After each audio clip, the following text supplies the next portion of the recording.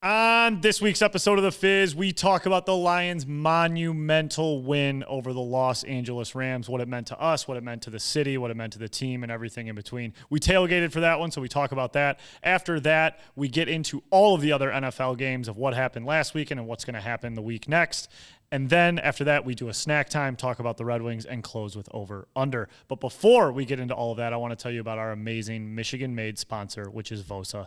Vosa is an RTD, which means ready-to-drink vodka beverage. It comes in two types of flavors. One is a Highline, which has a little more alcohol content to it, a little more sweetness, and a little bit of carbonation. If you don't like all of that and you want to tone it down just a little bit, I actually prefer the vodka waters made by Vosa. No carbonation, a little less sugar, and a little lighter on the flavoring, but you can't go wrong. Either way, you're going to want to try these out. So for the next Lions game, when you stop in a store and you're looking for your RTD beverage, grab Vosa. It's made here in Michigan, and they sponsor Champaign Athletics and the Fizz, so we appreciate them very much. Vosa, enjoy the finer things. But now, let's get into the Fizz.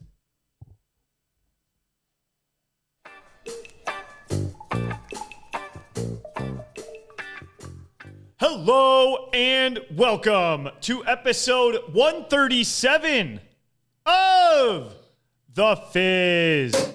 Thank you all for being here. I am with the main men, downtown Detroit, January 16th, 6:47 p.m., and we are all still buzzing from the Lions' first playoff home win in 30-plus years. How we doing? How we doing, boys? I got ice cold Brulu to the right. What's up, brother? We're doing good, baby. Hallelujah. Thank you, Jesus. Tampa Bay, welcome to hell, motherfucker. Praise Jesus. And to my left, Channy Football, who is still hoarse from screaming his face off at Ford Field on Sunday. I'd do it 10 times over again, baby. It was worth it. Man, that is gritty. You got that gravel in the You got that grip, boy. Oh, yeah. So get used to that because you're about to listen to that for an hour and a half. But, guys, it's almost like where do we begin on this one? What a game. 1-point victory. We knew it was going to be a close one. It was exactly that, an absolute quarterback duel. But I guess let's start at Tailgate. Yeah. Yeah. So, yeah, downtown Detroit, hell of a day. Arguably the coldest outdoor experience I've ever had. Not even close. Yeah. By far, coldest tailgate I've ever attended, bar none. The toes were, I was walking around on nubs by the end of that video. Fingies were toast. Fingies were gone. Nubs were out. We had gloves, hats, a full face mask on. Nothing could prepare us for what that was. No, it was insane. I go to St. Ignace every year in the UP, play an outdoor hockey tournament. I went to Lambeau last year on like January 9th. Not even close. Not even close. And the sun was out. It wasn't like it was too bad of a weather day. Like if it was raining, I think it would have just been, well, it couldn't have rained. It would have been frozen. But like if it was snowing or anything like that, it would have made it 10 times worse. But if you got in the shadows or you got in the wind, it was like, forget about it. Like our faces were bright red. Like I was pretty windburned. After absolutely. We were blowing smoke. My lips are still chapped. Yeah. I've been applying chapstick at an alarming rate. I couldn't even finish my beer in time. Like if you didn't chug your beer, the bottom of it was frozen by the time you got to it. But fucking A, it was all worth it. It was so worth it. And then just the energy down there, everyone bouncing around, absolutely electric atmosphere. But yes, everything was frozen. Like my mustache was freezing from Mike's mustache was straight. He looked like Marv from Home Alone. Yeah. He did. But the amount of energy, like everyone going crazy, I would say with that tailgate, as far as like the opposing team goes, that was the least amount I've ever seen. Sparse. Yes. Definitely. There was like one group of Rams fans, and then they were like kind of scattered throughout. But I feel like normally every game we've had, there's always like a pretty decent showing of the other team. I think it's because the Rams don't have fans. Like they're always outnumbered in their own barn, let alone coming on the road. Especially here. Yeah. And then check off 5 degrees outside. Yes. They're like, fuck that. And the price. Yeah. There was no way. Shout out to the bourbon guy that we ran into. I forgot his name. Yeah. What a dude. He had how many bottles of bourbon out on his table? Maybe 50? I was going to say 40 to 50 minimum. And I'm not we're not exaggerating. Right. And he had like prime time good shit. So we've seen like a lot of different folks out here, and it's kind of crazy each time you see someone new who is a regular. So we're off of Brush Street, kind of in that back alley behind Game Day Detroit, and those other two businesses that are shut down. And he's just standing there with like a mini table, but it had every inch of it was covered by a different. He had liquor. no heat, no cover. No. He was just out there. He was like, yeah, I'm giving shots to anyone wearing lion gear. Completely by himself. He had that one little grill going with like 2 frozen sausages on it. It wasn't even on. Dude, it wasn't on. It wasn't on. Like we were setting our drinks on it. And I was just like, what's up, man? Like, what do you do here? And he's like, I've been blessed in the bourbon world. Whatever that means, we just were like, cool. And I'm out here for every single Lions game and every single Tigers game, he said. Wow. Which I was just like, oh. I'm shocked that we never ran into him. Me too. Because like we're in that area all the time. But I mean, this guy was giving us Eagle Rare, Casa Azul. I think I had 5 shots before I left the table. Yeah, because he was like, yeah, let's do a shot. And I'm like, are you just giving this away? He's like, yeah, I just have a ton of bourbon and or a ton of drinks. I'm not going to drink it all. And then, he was like, come on, one more. And he did that like 4 or 5 more times. He wasn't letting us leave. No, he wasn't. And that's when we also met Tasty Treat. Oh, cannot forget Tasty Treat. What he whitest said, rapper in the D. Whitest rapper in the D. I didn't know if it was best or I think whitest. he said the best white rapper. Okay, I don't think, there we I don't go. think he We're said both the whitest. He seemed like the whitest. He was definitely the whitest. Yeah, we asked him to spit a few bars, and he struggled. He struggled with those bars, which is, you'd think he'd have him prepared to go for all that, because he was big at dropping his YouTube channel, but had no bars for us. No. He had a one-liner in the Tailgate video we just previewed, which I'm jacked for everyone else to see. Absolutely electric. Sounds like we're getting a call from the headquarters there. Yep, sorry, boys. And we're rocking and rolling, baby. Sorry about that, team. Dude, you know what I want to see, though? I want to see Muncher against Tasty Treat in a rap battle. I think that's the next episode. Yeah, so, we've met so many great locals throughout this year, and I just keep going back to Muncher. Muncher's the guy who dresses in a Cookie Monster costume, and he wears a jersey that says Muncher 69. I don't know why, just seeing that guy is my favorite. And we saw him demasked this week. We saw the remember, true I wouldn't look. I refused to Muncher. look. So I know you guys didn't see his identity, so I'm not going to spill the beans too much, but Muncher 69 isn't who you think he is. Yeah? Well, No. I didn't see him because I refused to look. I didn't want to be ruined. Kind of like looking at Batman. Yeah, exactly. Right? If I put 10 guys in a lineup, you wouldn't be able to pick out Muncher Wow, I love that 69 in even the more. first 7. Damn. I wish, yeah. We saw all the legends, dude. Crackman, Pilgrim, Lion Eyes. We saw, who is it? Is it Detroit Don? Detroit Don. Super fan. We met a new one named Hot Tub Sue. Hot Tub Sue. So we should talk about them. Yeah. The Tub Gators who went to Eastern Market. Eastern Market was a little more dead than we would have liked to see, but understandable. I mean, tough thing when you're going into a dome and it's that cold outside. Like, kind of tough to pick how you're going to dress. You either got to bundle all the way up, Or you got to be in a hot tub. Yeah, or you got. So they said the hot tub was 107 degrees, and yeah, Hot Tub Sue was very nice and spoke to us for a while. She said she loved the tub. And I don't know. I was like toying with the idea of maybe getting in the tub before we got out there. And then we got out there. I was like, there's no fucking way. There's no fucking way. Like, I love this team, but like, I can't get this fucking hot tub. No. There was no way. There was no way. And I know we didn't run into him at the tailgate, but I did send you guys a pic. We found him. Old Leadface. a.k.a. Tin Man. And little known fact, I didn't know this about him. He sits next to Detroit Don at the games. I didn't know know they were acquainted. And then Detroit Don actually called in and talked to Barstool Big Cat on his podcast the next day, and basically said how a season ticket holder who hadn't been to a game in 7 or 8 years came back for the first time in 7 to 8 years to for the playoff game. Yeah, I heard he hadn't been since that game. Since the Green Bay one? The lady behind him. Oh, okay. Oh, wow. The lady behind him. Yep. So you got Tin Man, Detroit Don, and then the decade hiatus rolling in behind him. Crazy. And wait, does he call himself Tin Man? That's what the back of his jersey said. It yes. does? Okay. Yes. I didn't know. I think we're the only one that call him lead face. Yeah, old silver face. Yeah, because I mean, the first time I met Tin Man, apparently, like the paint he had on his face, I don't think was for your face. Like I think it was lead-based paint. Definitely, it looked like it was hurting his face. It looked like it was weighing his face, so yes, features down. Yeah, it was. It wasn't good. He didn't look healthy. Fucking Motorhead we saw out there too. Oh, Motorhead was there as well. Yeah, we didn't see him, but we saw some footage of the Pilgrim, who's been a staple in. No, we did. The Pilgrim. When you went in, okay. Pilgrim showed up. So we were outside the stadium around Comerica there, and then you can go into that parking garage, and it was lit in there. Yeah, and the Pilgrim. With all of the it was the Rushmore. You called it the Mount Rushmore Lions fans. Yeah, we saw them. Crackman's hands. I don't think that guy has ever put lotion on those hands. I mean, I look like an alligator, dude. I know, dude.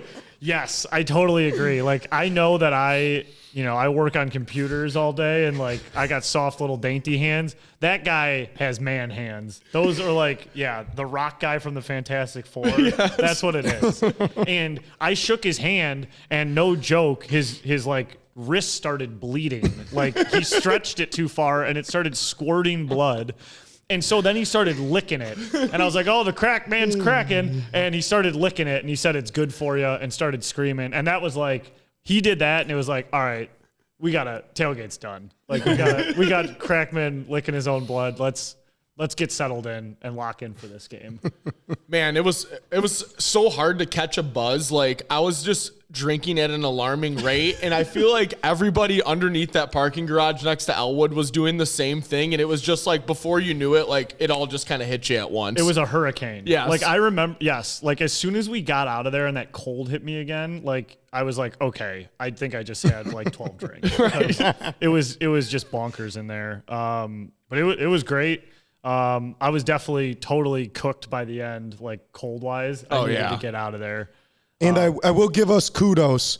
The last thing we said before we left the office, we all looked at each other and we said, this is going to be the second to last tailgate video this year. And this was before the Cowboys-Packers game started. Yeah, and we got to say it again this week. That's second to last tailgate. Right. Yeah, it was pretty wild to be out there and get the news. Dude, I was shook when that happened. Didn't believe it. No, like 27-0. We were like, what? Yeah, and I thought they said 7-0. Like I didn't comprehend it. And I was just like, Dallas has got to come back or something. Like, I don't know. I just didn't believe it. What great news to get. It was fantastic. And it's like funny. Like I've always said in the past, like, just having beers, hanging out. Like I'm like, we're Detroit. We're all gritty. Like we should have an outdoor stadium. Like we should learn to play ball outdoors. And then after last night or Sunday night, I was like, fuck no, Thank God we did. When we were sitting in Harbor House, shout out Harbor House, our favorite restaurant. Yeah. We were like numb, waiting for that Uber. We popped into Harbor House for warm. Did you see our boys? We almost went back there, but like Mike's hands were too cold. Nobody to pick could up the camp. No one could do cold anything. fingy season. Yes. Frank could barely hit the button to dial the Uber. Yeah, I was fucking up pretty good. But yeah, that was it. So me and Lou and Mike, producer Mike, came back to HQ. Had a bunch of people here for the game, but Channy, we know you went into the game. Tell us on the ground. Yeah, tell us what it was like in the asylum. What was that opening moment like right when you walked in the stadium? Boys, Sunday, January 14th, 2024 is a day that will live in infamy. So we've all been through it. We've been to games with our friends, our dads, grandparents, acquaintances, neighbors, and we've all walked in and it's been like a morgue. It's been silent. There's bags on people's heads. It's been people that are so piss drunk they're throwing up in the toilet before the game starts. It was none of this. It was an absolute spectacle. I walk into the gates at the start of the game on the Brush Street entrance, and the field is just lit. They must have brought in 2,000 more LED lights. I mean, this field was just glowing. Woo! And I'm like, first thought is like, I need to see the field, because you asked me before the game, you're like, Chandler, you all right? And I was kind of like, yeah, I'm all right. But like, It was starting to like get to me. Like everyone was getting emotional after the game. I was kind of emotional before the game because I was going to note that you were the quietest I've ever heard you at tailgate, and you were bundled up. Like all you could see was your eyes and like your breath. There was going a frost through your mask, like layer over your mask on the outside. I'm like, do you want a beer? You're like, no. And I'm like, okay, all right. Are you good? Yeah. It just all started hitting me at once. And when I saw that field, it brought back so many lows and very few highs, but a lot of great memories with friends, with family. So I'm like, all right, I'm going to go down and I'm going to sit and take in this field. So I go down, I sit in my seat, I take in the field. And after 5 minutes, I look and I'm in the wrong section. I was that rattled. I went to the wrong damn seat in the wrong damn section. So I got up. Did someone tell you? We're like, no. I looked at my ticket again because my buddies weren't there. And I'm like, oh shit, I'm in 103, not 104. Okay. So I did the nonchalant like stretch, and then I'm like, all right, I'm gonna go get a beer. Yeah, like everyone was watching. I was gonna say, upset that you like sat look at down this there. fucking idiot in the wrong seat 2 hours before a kick. So I go get a beer, I go get a tall boy, I go sit into the correct seat, and it's about an hour 15 before the game. Yeah, I look across the stadium, 2/3 full. Yeah, hour 15 before the game, all blue. All silver, all white, all black. You couldn't see anything else. You couldn't see one other color out there. And as it gets closer to an hour, the Jared Goff chants start breaking out. And it was like at that moment, I was like, there ain't no way in hell the Lions are losing this game. The 72 fucking Dolphins could come out of that tunnel. The 07 Patriots could come out of that tunnel. Fuck, Roger Goodell could take 52 bronze heads out of Canton, bring them out of that tunnel. We were not losing that game. And that's the main difference that I took from this experience than any other experience was it wasn't nervous. It wasn't a morgue. It wasn't downer. It wasn't, hey, what's going to happen next? How are you going to lose the game? It was a celebration. Yeah. It was a celebration of fathers, of sons, of life, of the city of Detroit, of this franchise that didn't win a game in over 3 decades. And truth be told, for this city who hadn't won a playoff game in 8 years and hadn't seen a playoff game in 5. Yeah. So the energy in there was electric.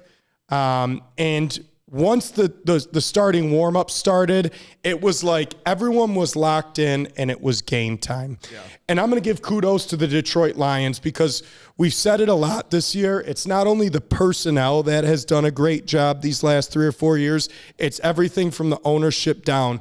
Them giving out those light-up bracelets going into the game. They turned down the lights almost between every drive and every commercial timeout, had music rocking, a light show, people chanting. And I can tell you this, I didn't sit down for one snap on defense the whole game, nor did anyone around me. Once it went to offense, you could literally hear the vendors across the stadium. No way. With asking for drinks, peanuts, what. It was insane how you went from... Basically, it was like a Woodstock concert when you were on defense, and it was basically church when you were on offense. Everyone in their seats, too. Everyone in their seats. By the time the second half came around, no sitting. Yeah. Offense, defense didn't matter. You stood the whole damn time. How crazy was the first touchdown? So the first touchdown was crazy. It was like it just kept building, and we were almost in shock. Like, how fast? Oh my God! 5 yards, 10 yards. Yeah, March.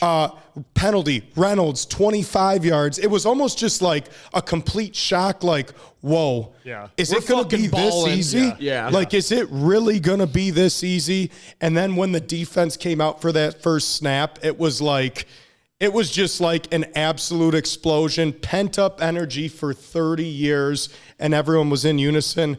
I've honestly never been more proud to be a Lions fan in general, and I've never been more proud to be a Detroit sports fan than I was this last Sunday. We've heard about it in the post-game press conferences. We've heard about it since then, but bar none, I don't think I will ever be in an atmosphere like that again. And I've talked to people who've been to World Series games, Final Four games, Stanley Cup finals. They said it just didn't even compare. Yeah. I mean, that's fucking incredible. You're mentioning like the lights going down and all that. Like I was kind of thinking of like all the workers there. who have been a part of the. I wonder if they brought in like an outside team to be like, hey, we have our first playoff game. Like they had to have extra hands on You know what deck, I mean? Like sure. I'm curious if like those in-game like experience, head of experience people, like this had to be like, okay, finally, like we're not just doing the run of the mill like week 5. Yep.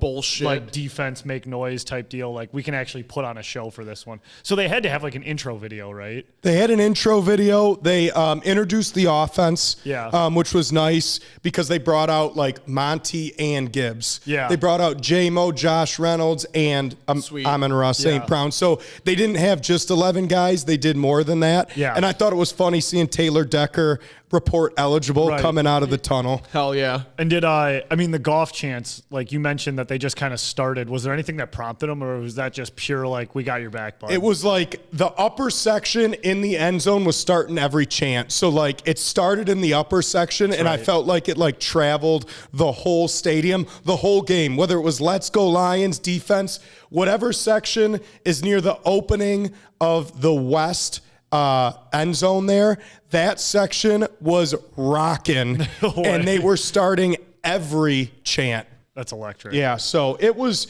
something where it was like, we said it all week. I was excited. I wasn't nervous. And I heard this Dan Campbell quote, and I'm like, it was so perfect for the game. Like, I felt like everyone there was like, I don't feel weight. I feel wind underneath my freaking wings. Yeah. And that's exactly how it was no one was nervous. Everyone was excited to get this damn thing going. That's awesome. And I want to shout out the Lions to the celebrities that came to the game. Yeah. Eminem was on the big screen. Oh, yeah. Big Sean, obviously Barry, Calvin, but they had guys like Stephen Tulloch came on the field and was throwing out T-shirts. Saw Glover Quinn, Golden Tate. It was like a family reunion for the city of Detroit and the Detroit Lions organization. I think the Prater family was there. Yep. They just brought back like anyone who had like a decent season with the Lions ever. Yes.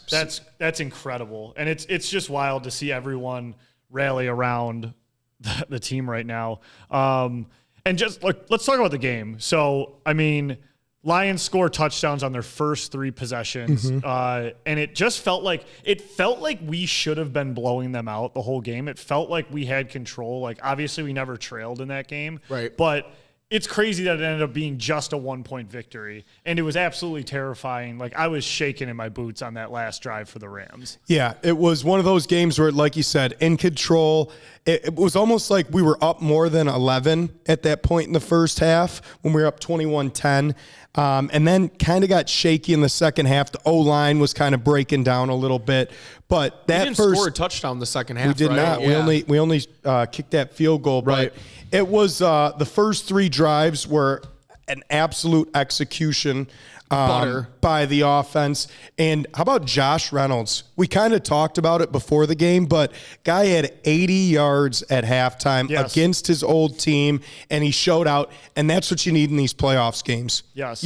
So many first-time playoff games for a majority of our roster. You need the guys like Jared Goff, Josh Reynolds, CD Deuce to come in and really set the tone going into the game and in the first half of the game. Shout out to fucking Badgley banging home that 54-yarder. I think it's the most underrated play of the game. I agree. I feel like it's the least talked about. I know he just hit a field goal, but like and then they slapped the bar underneath. They were he was circling like it 43% from this distance, or like 47, something like that. And he fucking banged that like it was good from the kick. Yes, from the foot. He drilled it. And that, like I kind of forgot it was 54 yards. But they were showing the stat, circling it, and like that was clutch. That ended up getting us the game. That was our only points in the second half, which is hard to believe.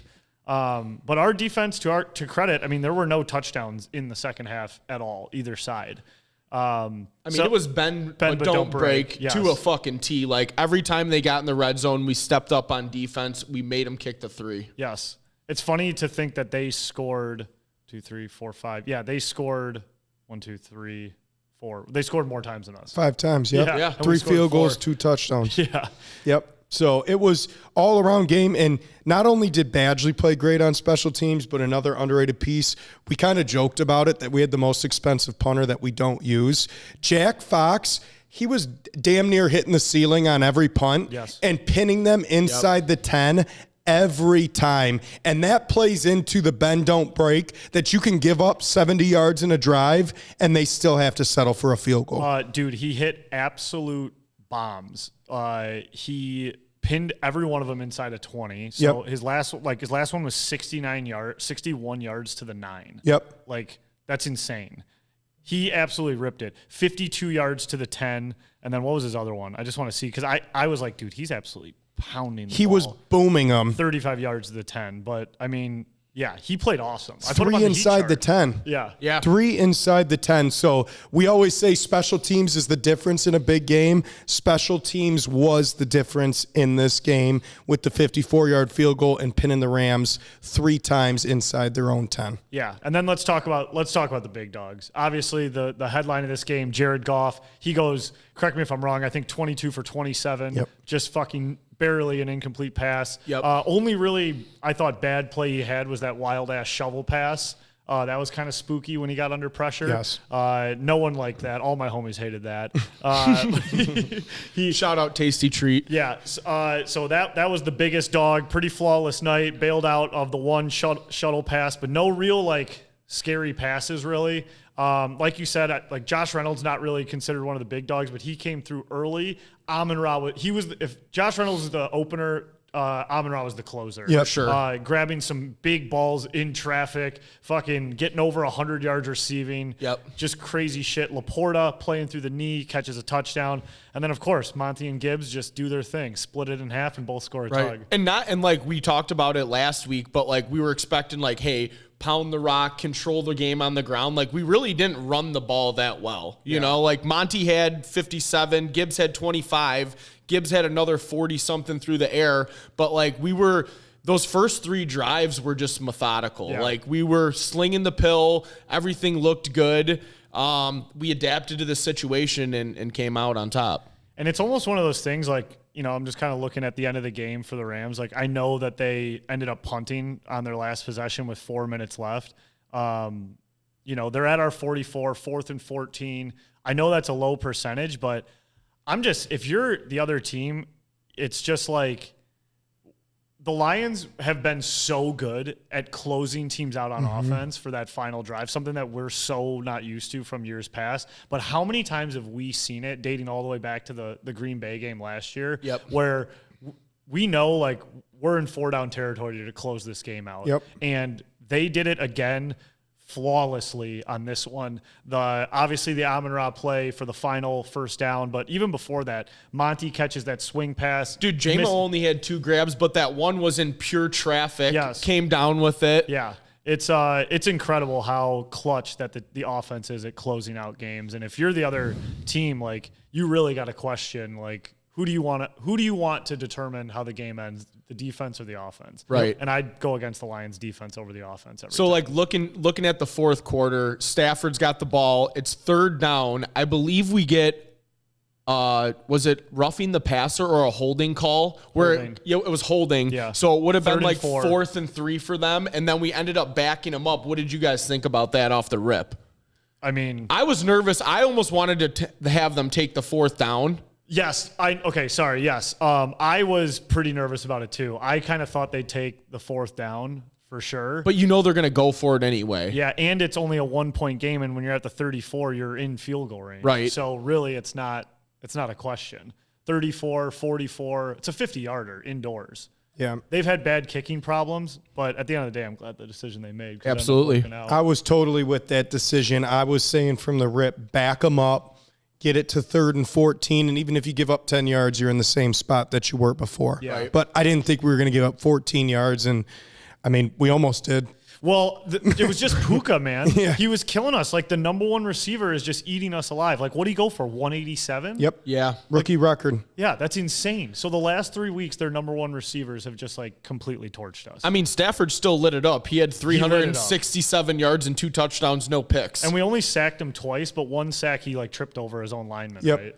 And then the one sack where he got hit by McNeil at the end, I think he was seeing fucking ghosts. Yeah, could you see that in the stadium? No, we saw him go into the tent, but we didn't know. We thought he was. There's no way he passed concussion protocol. Yes, no like chance. his eyes were rolling in the back of his head on the replay. Dude, like he might as well have had like the cartoon birds like above his head. Right. And he had his eyes wide open, like staring at the ceiling. And then it looked like he like might have broke a rib or something. Like, I mean, that was traditional Stafford of just like, no, I'm getting up and I'm doing this. He had a great game.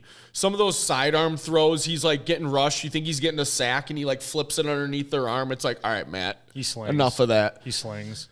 What did they do rushing wise? I feel like they didn't really do much at all. I mean, 70 yards, like pretty much like 10 yards less than us. Yeah. So, dude, tight game, barn burner. And then, I mean, at the end, you know, I made like a few memes about it, but like we didn't know when we were at HQ that the game was over when they got that first down because Amon-Ra got it. Tirico yells, "This game is not over, but it's very close." So we thought we still needed like a couple more Another plays first down, right? And then Goff just starts kneeling, and we're just all looking at each other like, wait, what the fuck? And then we rewatched the clip of Dan Miller making the call live, and he's like, Oh, yeah. it's over. Yeah. They got the first. They can kneel this one out. Yeah, Tirico didn't know the math, and Dan Miller knew it right away. Like, Yep. he was just like, and that'll do it the first time in 30 years. Yeah. Hell yeah. Dude, bonkers. What a fucking day, dude. I know Chaney was at the game blowing it out, but like we had a fucking blast here at HQ. Yes. There was probably 15 or so of us.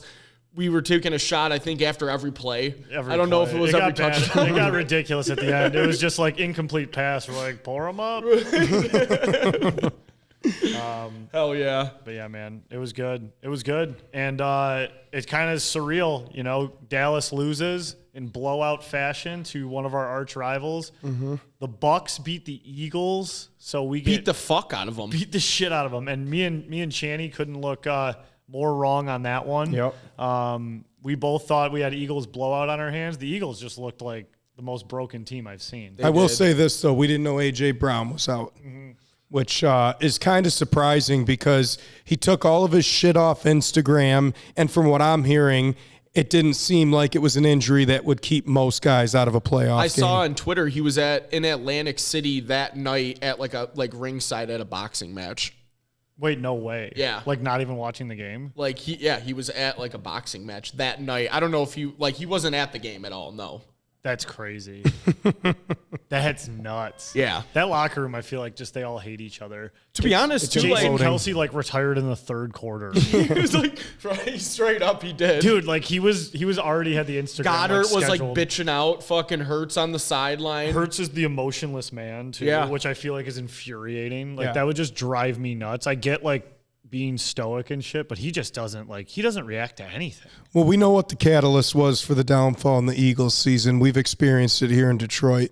Having Matt Patricia on your staff. Amen. Amen to that. After he came on board, that team crumbled like a gargoyle. That was the worst NFL tackling I have ever watched in my entire life. I think the Eagles missed 5 tackles every single play of that game. It was patty cake. It was bad. Yeah, it was really bad. Outside of our game, really, like it kind of was a shitty Sucked. weekend of football. Like Yep. all the other games were blowouts. I mean, Cleveland got steamrolled.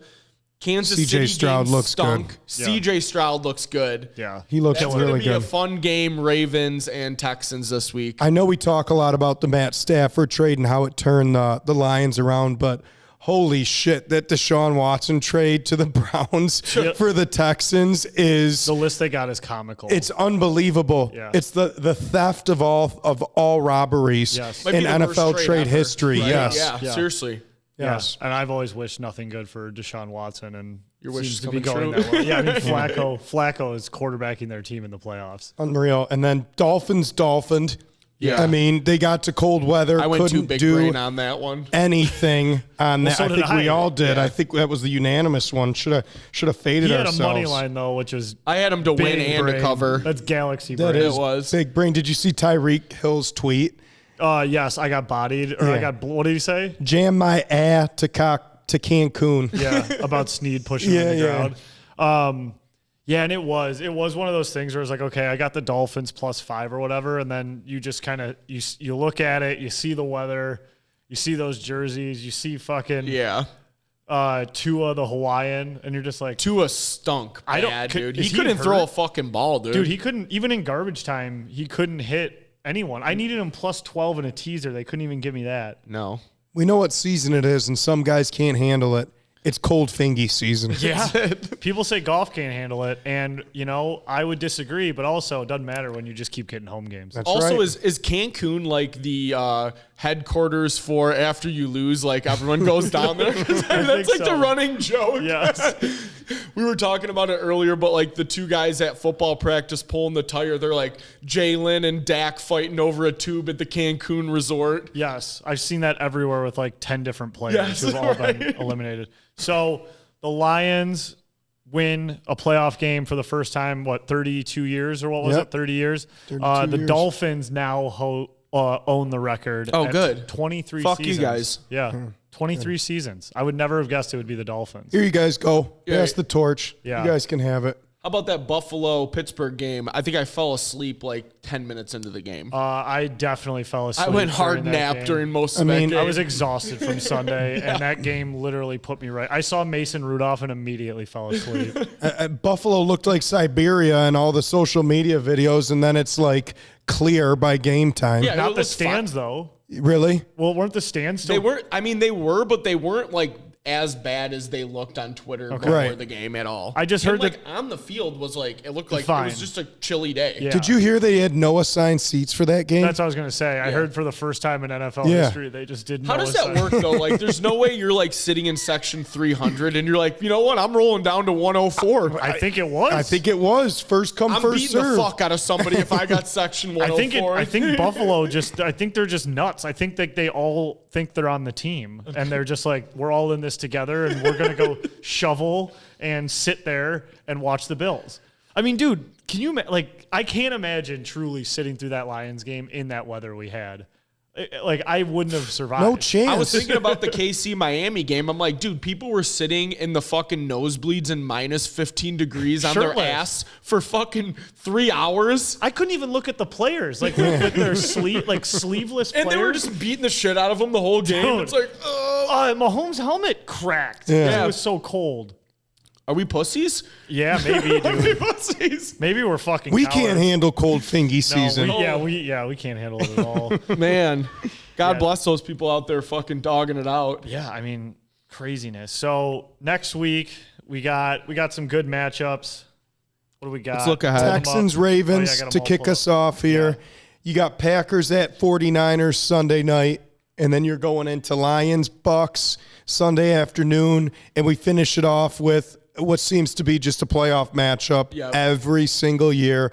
Although this time, first playoff game on the road for Patrick Mahomes in his career Crazy stat. in Buffalo, wild. Kansas City, Should we go Buffalo. through our picks again? Yeah, we got to run it back, right? Yeah, we got to do the whole thing again. We got to do the All whole. In the intermission here, though, there's one little note about the Lions I wanted to say here is I just think it's, I don't know what the word is. I don't really know how to describe it. I like feel good. I'm glad we're like getting the spotlight and everything, but like so many people made fun of Dan Campbell specifically for just like how nuts he was and how crazy he is. Training camp doing up downs, the All of fucking tackling speeches during practice. I wasn't always on board. I'll raise my hand. I mean, the worst one, which actually doesn't get brought up because it was just really bad. I don't even care if they're good now. Was like, do you remember his dirty jeans one? Like he had one that he covered jeans in like chalk and shit, and he was just like, "You got to wash your dirty jeans." Yeah. It didn't connect with anyone, and then they went like 3-13 that year. So like it just didn't really hit. But that's a sidebar of what I'm going to say. Like, do you remember the one like that is going all over the internet right now of him like crying, almost crying, being like, "I think about you guys.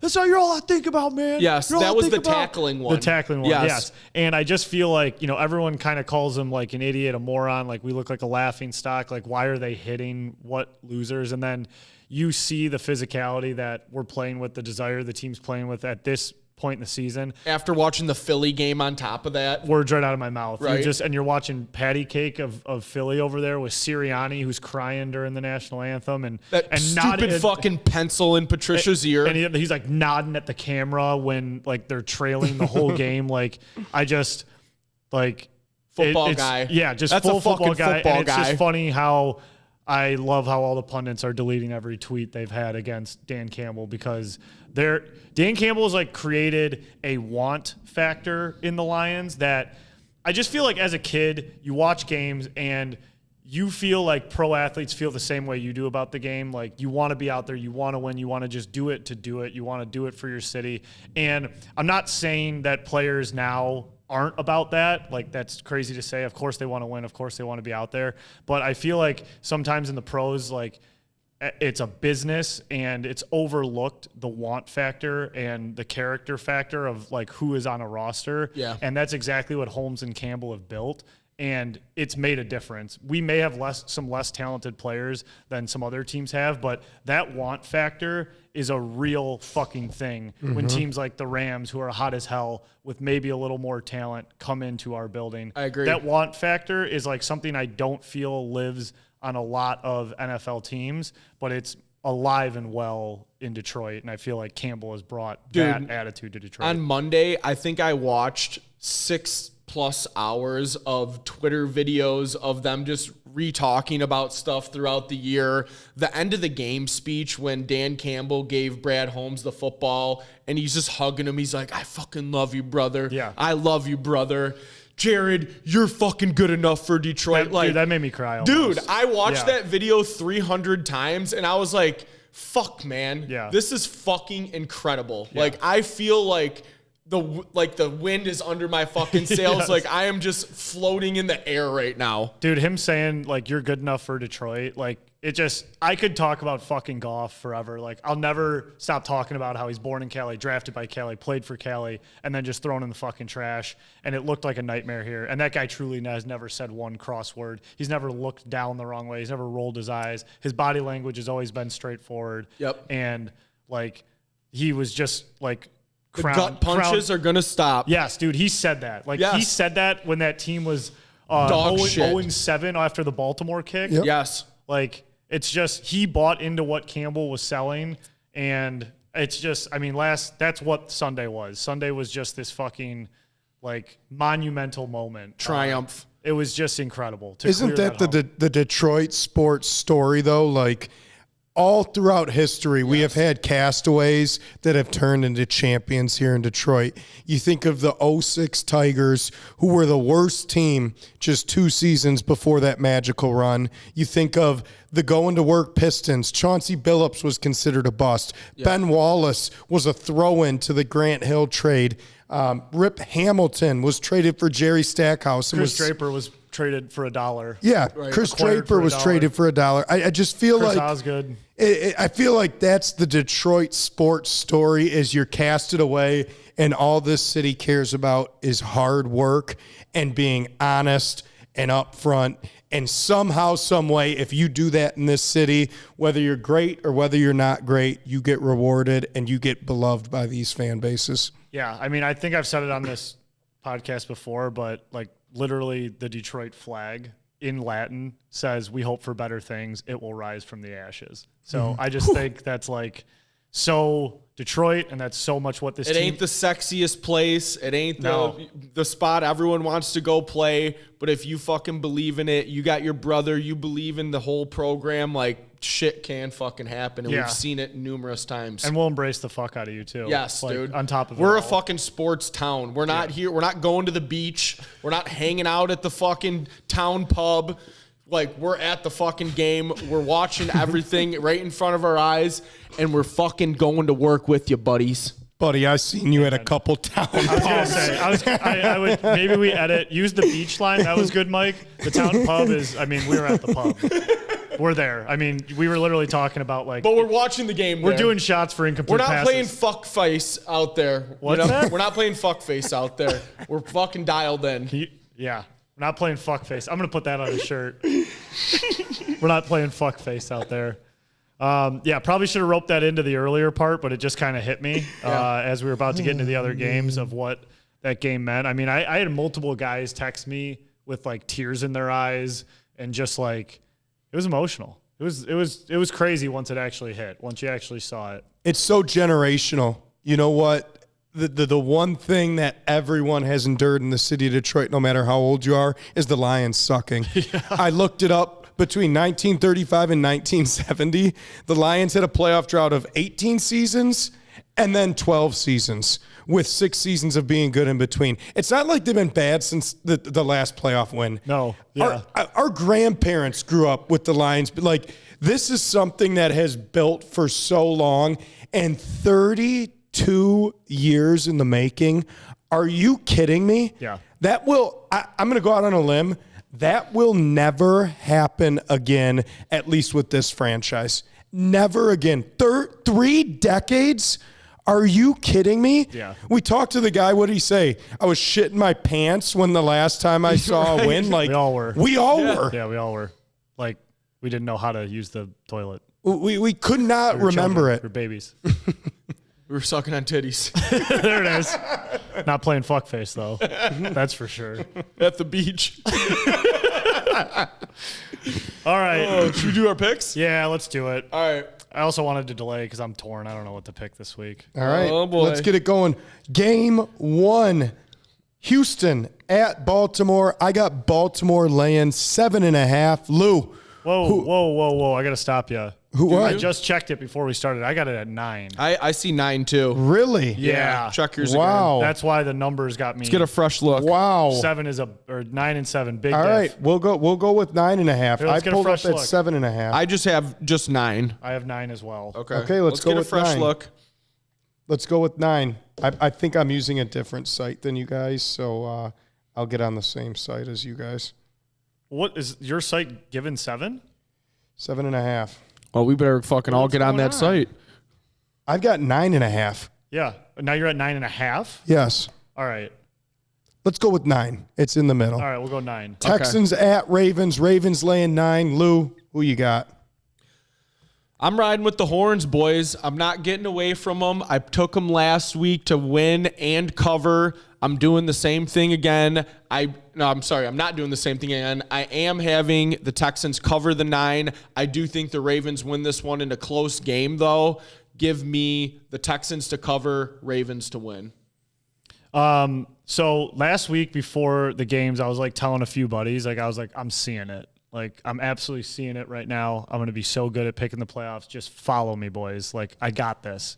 I went a clean 3-7 of our 10 picks. That's clean. And that's outside of the Lions. Lions I fucking nailed, so don't worry about that. But these games I was so bad at. So right now, what my brain tells me is I should take the Texans +9 because they jammed it down my throat last week, and that's a huge number. So I am going to fade myself, galaxy brain, big brain, saying that number is so big that the Ravens are really just going to smash them. Let's not forget the Ravens on a bye week. They don't have any longer to prepare for the Texans, but they have a week of rest. They're going to be in Baltimore. I think maybe the Texans Super Bowl was last week. I'm just going, I'm fading myself. I'm fading my heart and taking my head with Ravens -9. I'm going to stick with you, Frank. I'm going to take the Ravens -9. Great defense against a rookie quarterback usually favors the great defense. I think they're going to have a big game plan for C.J. Stroud. I believe they're going to have him confused. And I just think this Ravens team is too talented for this Texans team. I like the Ravens by 2+ touchdowns. Okay.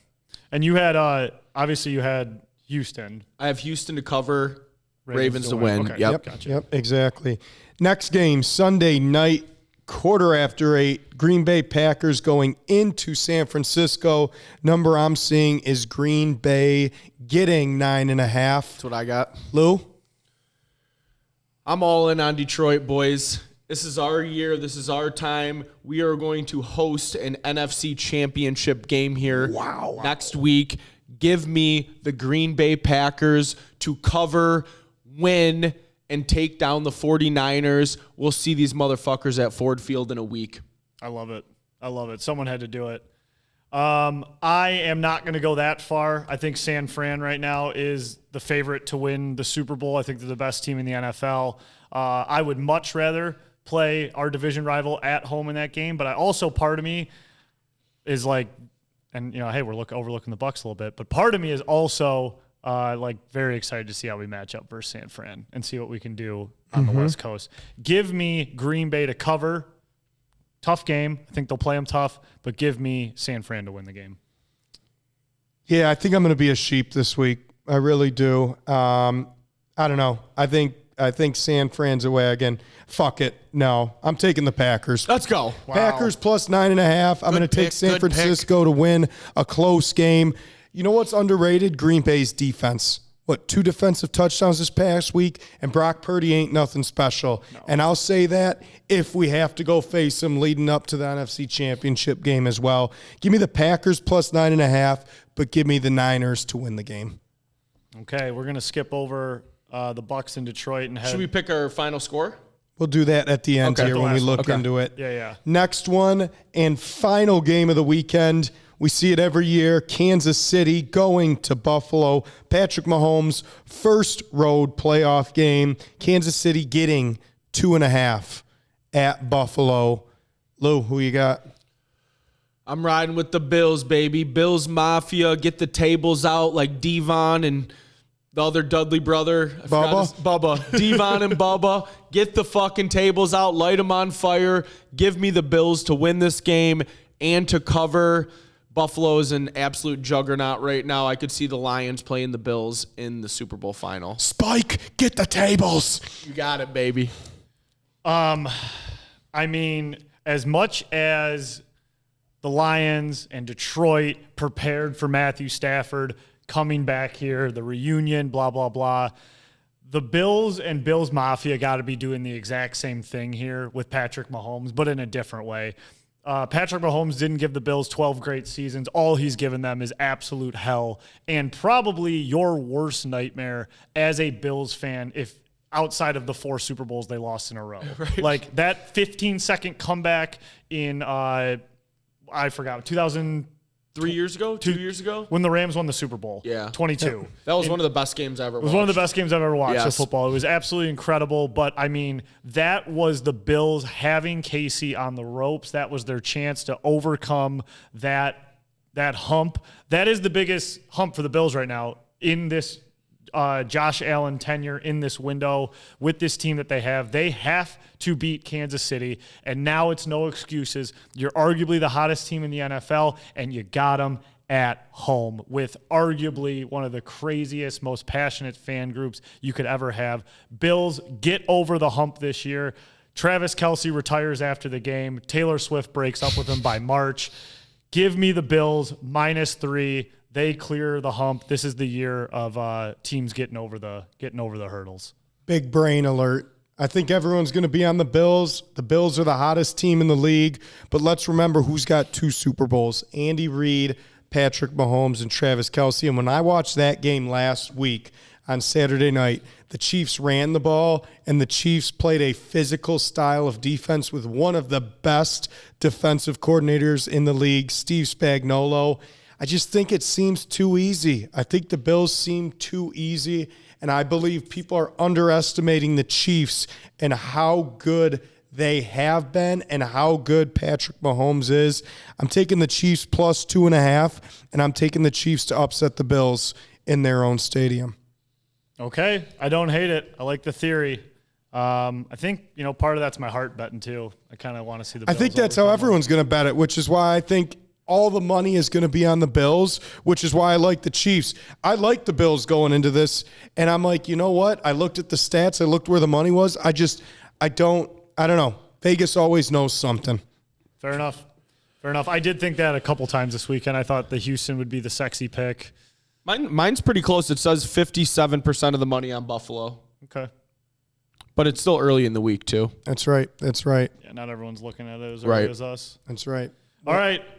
To the main event, our main event, Sunday, 3 p.m. Absolutely love that time slot. Great time for a football game on a Sunday. Detroit brings in the Tampa Bay Buccaneers with a shot to go to the NFC Championship. Actually unbelievable in my mind that we are playing Baker Mayfield and the Bucs in this game. Get a second home game. Everyone in the world thought we'd be going down to Dallas.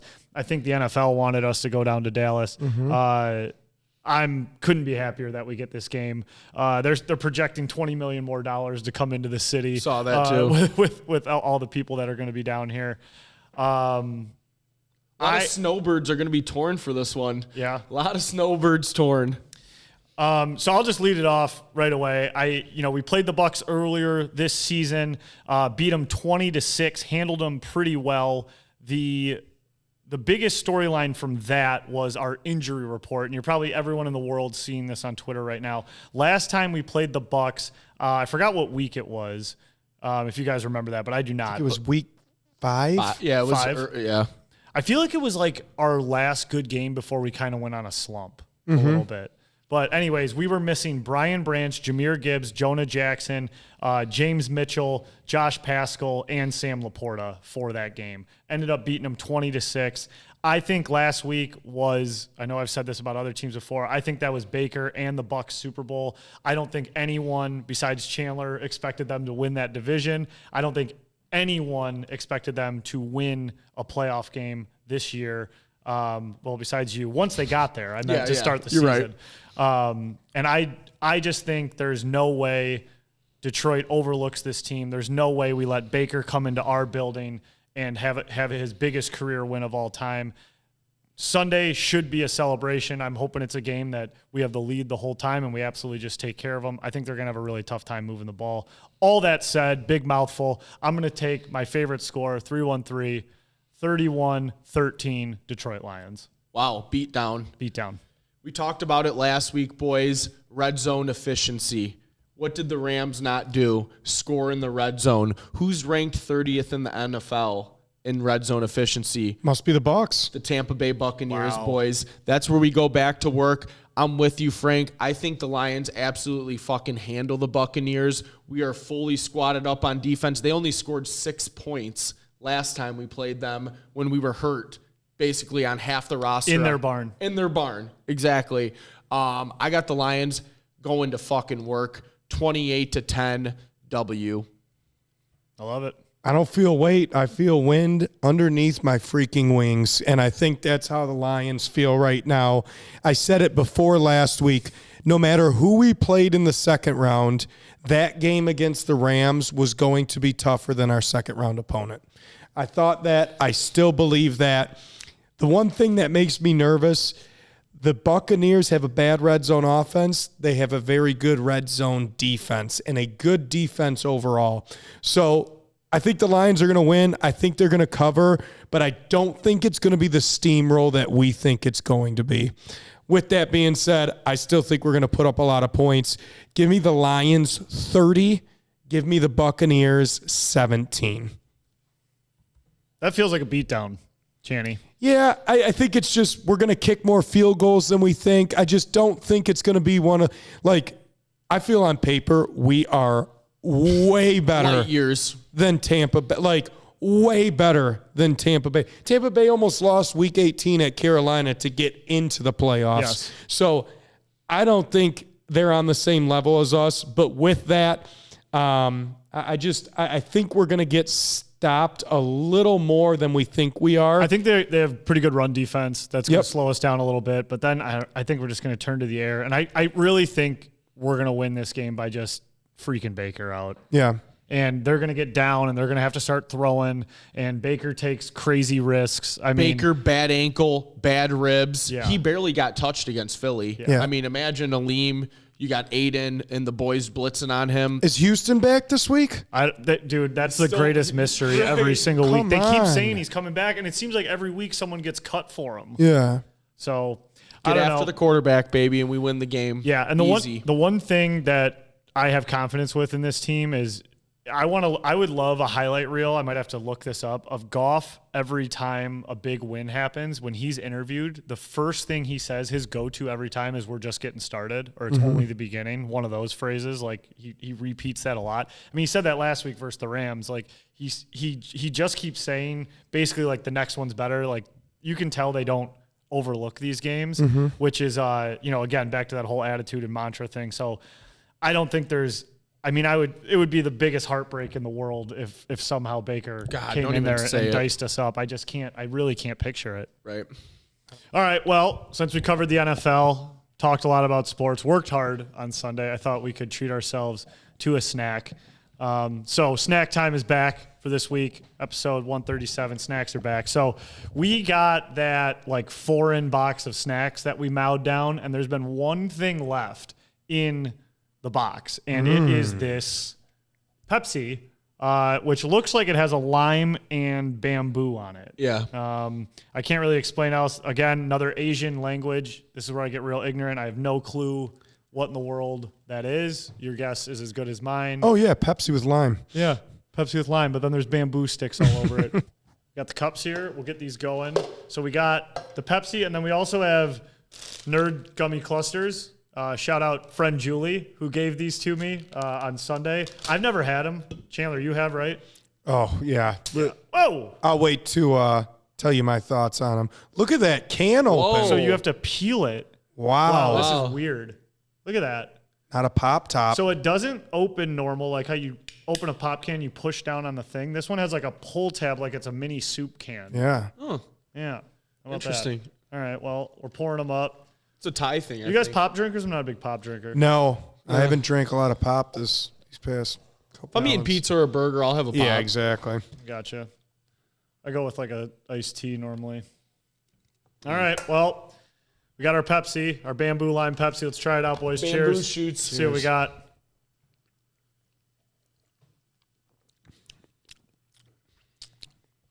I don't taste anything at all. Does it taste like a Pepsi? Is it just a Pepsi? It's just Is it just Pepsi? It might just be Pepsi. It doesn't taste like literally anything at all. No, it tastes like Pepsi. Yeah, that's just That's Pepsi. It's Pepsi. Is this just a design? There's got to be like something in it. There's like pears and bamboo or limes on there. It might be a little different, but I'm not like a Pepsi connoisseur. It's Me just neither. Pepsi, isn't it? I never drink it. No. Me neither. It must be like a little hint of lime. That's the only thing I can think of. But I feel like I've had like flavored. This is nothing. No, we're not it's- even rating this. No. This is just Pepsi. This is the worst snack time ever. NA. Yeah, this is NA. All right, bust out the nerds. Yeah, get them going. Move away from That was stupid. Yeah, I'm not kidding, guys. It tasted like nothing. Tasted like absolute nothing. That was shitty. Yeah. Worst part of the show by We far. all looked at each other like, oh, I don't. Yeah. You guys, you taste anything? I opened these like an idiot. Got That's some all right. clusters. Yeah, Just get in there. cluster me up. Yeah. These look delicious. So we got Nerds gummy clusters, just little balls Oh, these look good. of Looks like gummy it's just a covered in Nerds Nerds rope, basically, yeah? Deconstructed Nerds rope. Jumping in. Yeah. Yeah, these rock. Sugar Rush. Hard sugar or soft sugar covered in hard sugar. That's all these are. Oh, what more do you want? Right.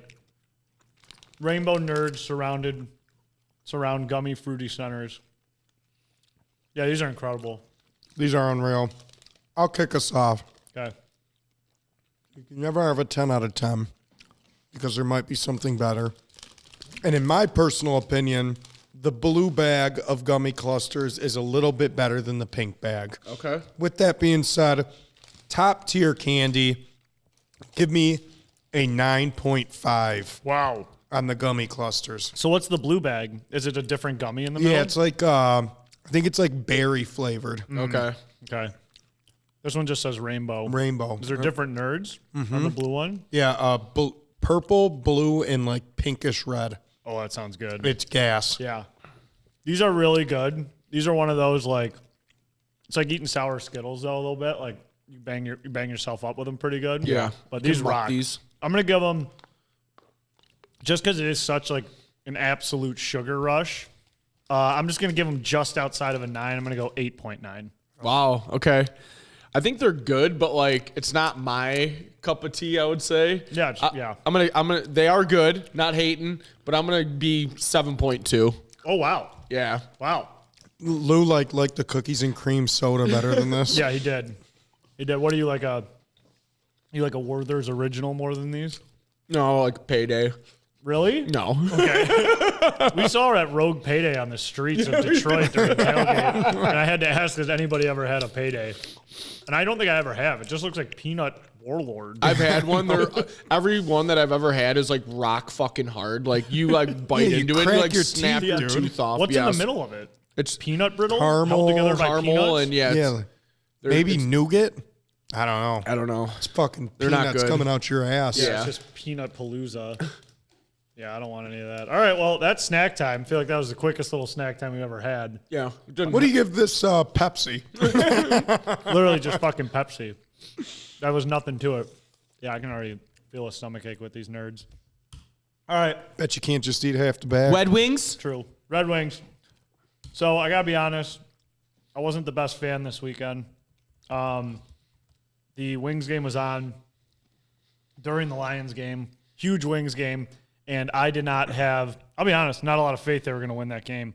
But lo and behold, we got a Sunday sweetener with a Red Wings W, 4-2 over Toronto. Absolutely pivotal game, colossal game. Wings have won 5 of their last 6, picking up points in the game that they lost even. Yep. Oilers and OT. Yes. And I said it last week to Chandler, or 2 weeks ago, I believe, and he always likes to jab me and ask if Yzerman's on the hot seat, which I fucking hate that question. And I said the Wings are just one hot week away from being back in the playoffs and this question being asinine. And the boys have backed me up. I feel real good about it. They are in the number 1 wild card spot. They play Florida this weekend, who is second in our division, and then they play Tampa on Sunday, who is actually right on our ass with the wild cards. So things are heating up. They needed a week like this. They needed a run like this. Best of all, they did it with Reimer in net on Sunday, which is just really impressive. The maybe now third-string goalie. Alex Lyon is playing really well. And speaking of adversity, we were talking about the Lions and all their grit and everything like that. The Wings had to deal with a snowstorm and didn't get into Toronto till 6:15. So to arrive to an NHL game 45 minutes before puck drop and to go out there and win that game is pretty crazy. Wow. Yeah. They did push the game back a half hour, but even still, you're scrambling. Yeah, they were scrambling to get there. They had a backup goalie in net. Granted, Toronto played their backup as well, but gritty win, gritty W. Great W to have.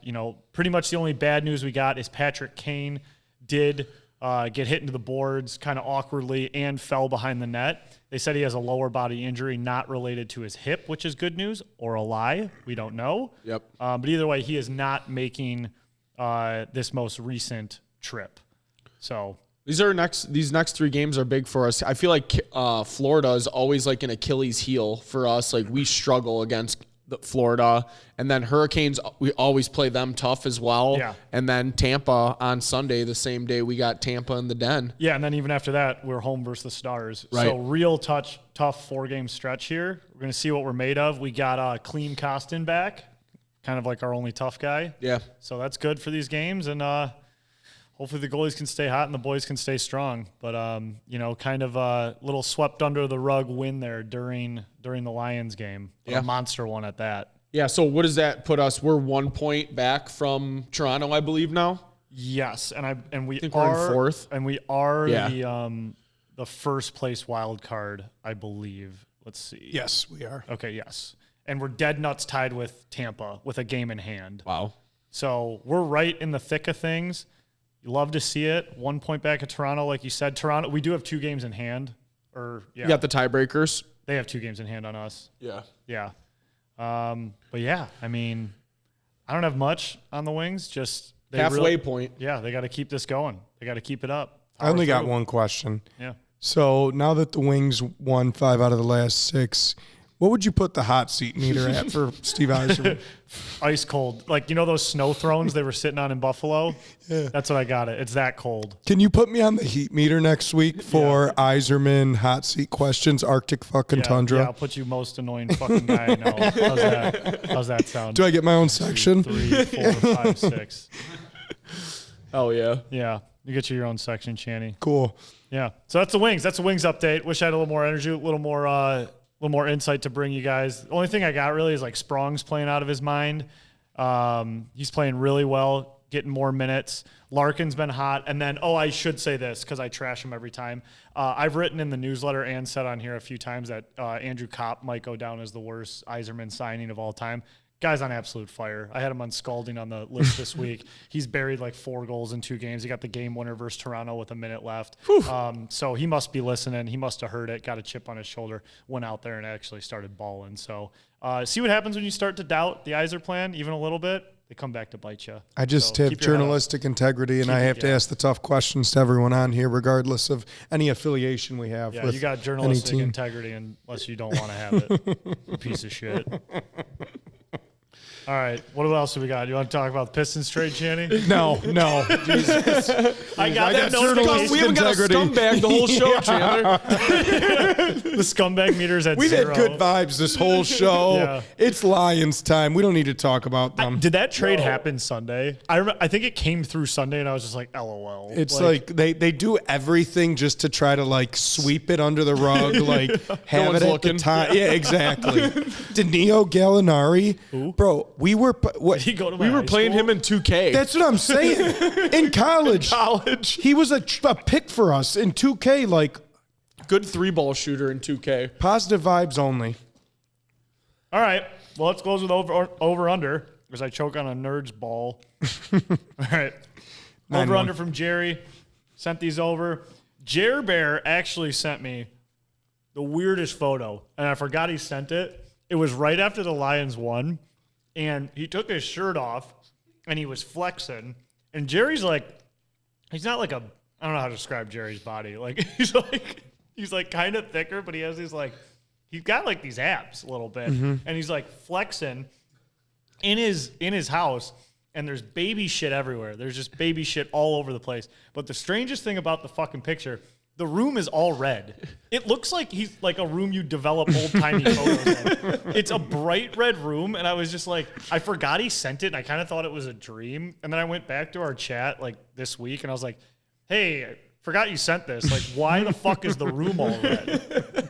And he talked about light therapy and some other shit, and I just let it go. Didn't he rip on you about the budget going into next year?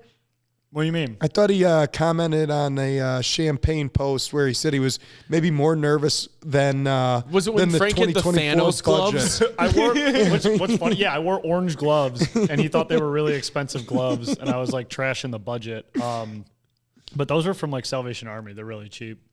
But I was saying after the game, like we're getting Jerry, and he's going to budget for us to go to the next game. But I think they're out of the budget. Yeah. They're pretty fucking expensive. All right, first one on the list. Ice Cold Brulu, you're up for the end of episode 137. Number 1, L.A. the city. L.A. the city, overrated. Detroit's the best fucking city in the United States. We're the top dogs. I don't give a fuck about the Kings, the Rams, the Chargers, none of those motherfuckers. Detroit till we die, overrated.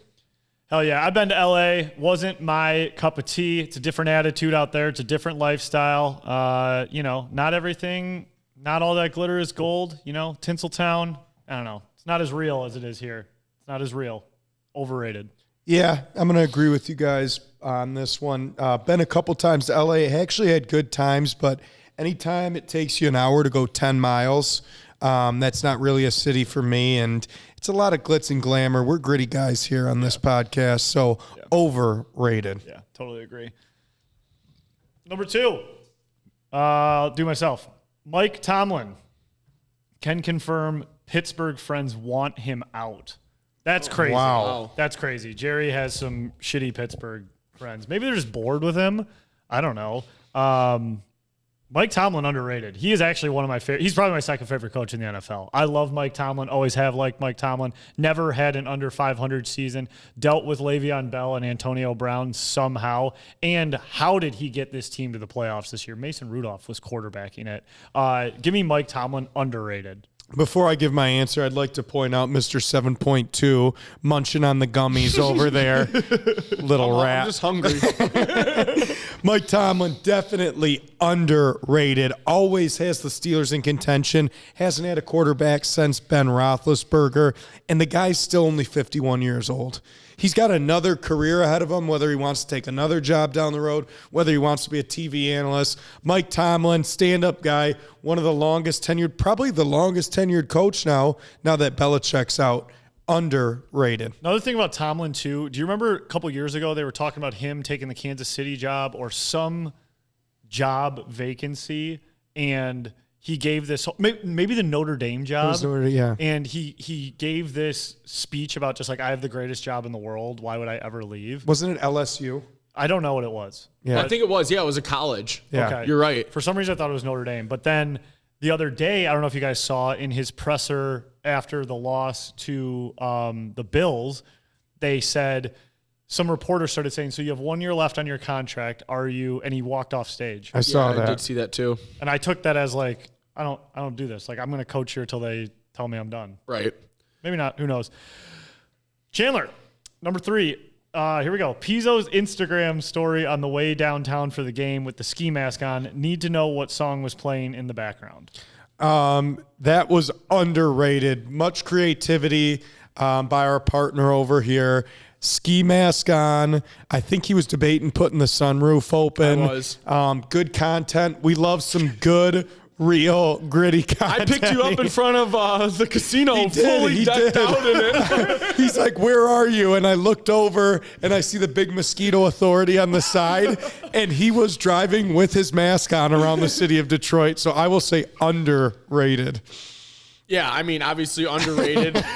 And just so you know, like, I didn't throw that mask on for the video. Like, I drove from 23 and Shaner down to the heart of the headquarters with the mask on, the full gear on. People on Mound were looking over at me, and I was like fist bumping with them. We're like, let's fucking go, yeah! So yeah, that was fucking awesome. And Jerry, the song was "Let's Go" by Key Glock.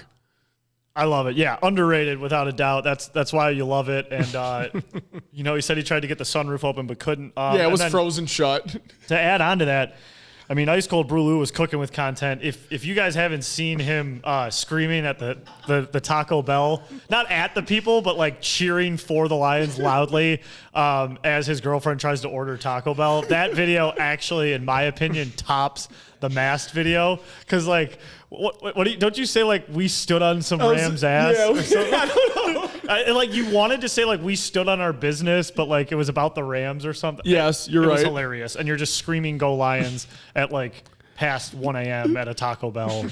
It was the greatest video ever. So A+ videos all around for Pizzo this weekend. Thank you. Number 4, young pros saying they won't play for a team. Caleb Williams and young NHLer demanded to leave the Flyers. Me? Is it you? If it's Snake and it's you. Yeah, it's you. Yeah, it's me. So Caleb Williams I don't even know how to answer this as to underrated or overrated. So him saying that he's not going to play for the Bears, let me answer this correctly, is underrated. And what I mean by that is, like, who do you think you are, man? Yeah, you mean overrated, right? I'll say overrated then. Right. Yeah. Like, I think him saying that is like to the point where it's like, what are you talking about? Like, I don't really care. You know, I get what you're saying. I don't really care. I think it's overrated that he came out and said it. Who are you to say you're fulfilling a dream, a childhood dream, and you're not going to go to X, Y, and Z? And to be honest with you, is the Bears situation that bad right now with who they got? With the picks that they have, with how they finish the season. They should fire Eberflus. They should fire Eberflus, but at the same time, like, I think there's definitely worse positions, and there's most definitely worse positions and places to go to in the top 10. They haven't projected to go to the Patriots. I'd rather go to the Bears than the Patriots at this point in time. Without a doubt. So, Jerry, I don't know the question, but I guess I'm going to go with overrated. Gotcha. I'm with you. Overrated. I mean, once you get to the league, play for the team that wants you. Yep. That's always been my thought. This young NHLer, like, they have these suspicions that he was such a Pittsburgh Penguins fan that he couldn't play for Philly. You're getting paid millions of dollars. I think it's very overrated, especially Caleb Williams is like talking about how he wants equity in these teams. Like, yeah, that was the part where he like asked for ownership of the team. It's like, what? But I mean, this goes all the way back. I mean, Eli Manning, John Elway, Yep. I mean, this Dion. is a tale as old as time. I didn't know Dion did it. Yeah. So for Detroit, Better put it on layaway. Yeah. Overrated. I'm with you, boys. I took the words out of my mouth. Overrated. So you'd play for the Blackhawks? I mean, yeah, if I was drafted by him. Okay. Yeah. All I right. mean, I don't think that's nuts to say. Pizzo, full ride scholarship to Michigan. You going? No, I fold up. I break my leg on purpose. Yeah, I'm sure at 18 years old, jump out my car on 75 and let 4 of them run me over. He gets an offer he doesn't have to take. He does that to prove a point. All right, number 5 and last on the list, apartment living. Apartment living, underrated. The Detroit apartment I had downtown was awesome. I lived in Chicago for a few years. You know, I mean, there's obviously a lot of advantages to having a house and there's disadvantages to having an apartment. But if you're in the heart of a city that you enjoy, it's a lot of fun. And I love those apartment living years. So I'll say underrated apartment living. I'll say overrated because I've actually never lived in an apartment as far as I can think of. I've always been in a house of some sort I've always been in like a rental house even throughout Michigan State or after. So I can't really, I guess I can't say either or because I've never lived in an apartment. Yeah. I've never lived in a true apartment either. I owned a condo for several years, but I've never lived in an apartment in a city, anything like that. So I'm going to say overrated to apartment living just because I've never lived in it. Underrated to condo living. All right. Well, hey, what a fun little fact. Didn't know either of you hadn't been in an apartment. Yeah.